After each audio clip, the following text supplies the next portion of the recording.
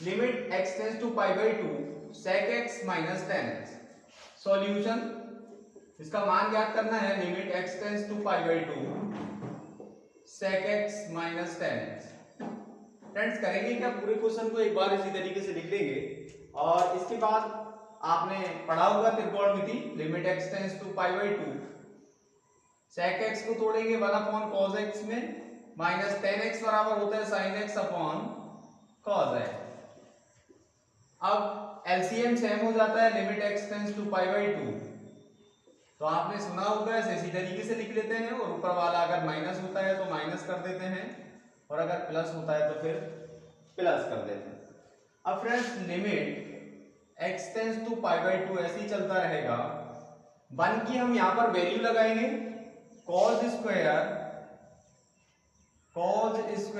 x upon 2 plus sine square x upon 2 minus sine 2x का formula होता है 2 sin x into cos x, लेकिन अब केवल sin x है तो 2 sin x by 2 into cos x by 2 हो जाएगा अपॉन, और cos 2x बराबर होता है cos square x minus sign square x, तो इसी तरीके से cos x बराबर होगा cos square x upon 2 minus का साइन स्क्वायर x अपॉन 2।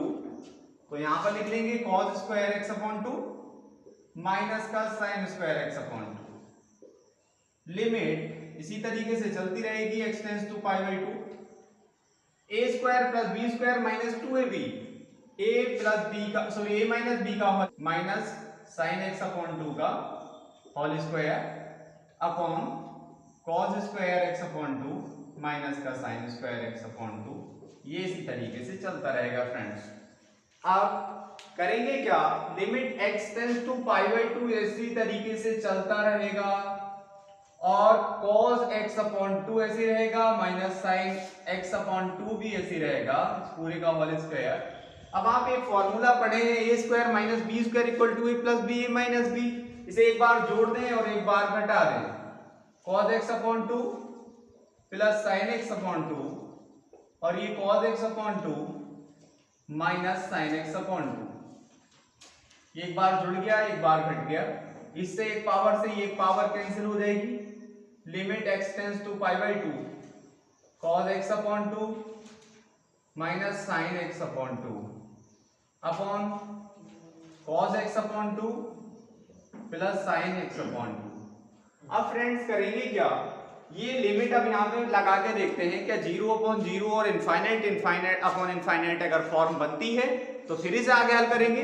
तो लिमिट को पुट कर दें, x की जगह पर पाई बाई 2 लगा दें।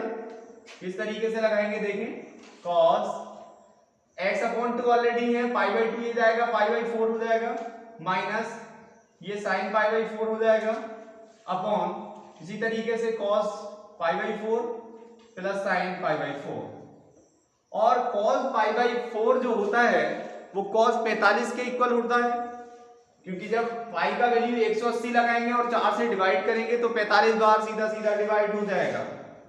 cos 45 minus sine 45 upon cos 45 plus sine 45। अब फ्रेंड्स cos 45 और साइन 45 की वैल्यू आप जानते हैं, आपने टेबल पढ़ा होगा 10th क्लास में 9th क्लास में, वही टेबल के मान यहाँ पर हम लगा देंगे।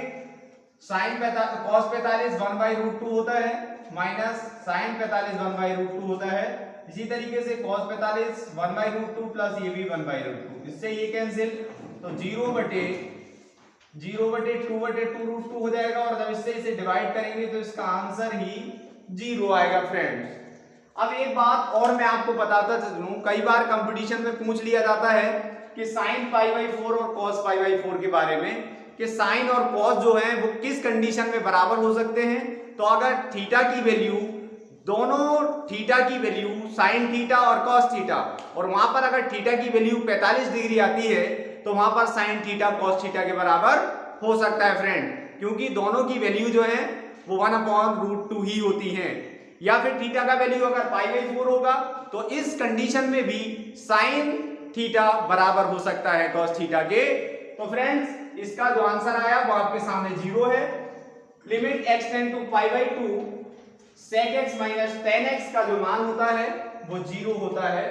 और यही क्वेश्चन था जिसका आंसर 0 आया। आज के लिए इतना ही। अगर वीडियो आपको पसंद आए तो वीडियो को लाइक करें।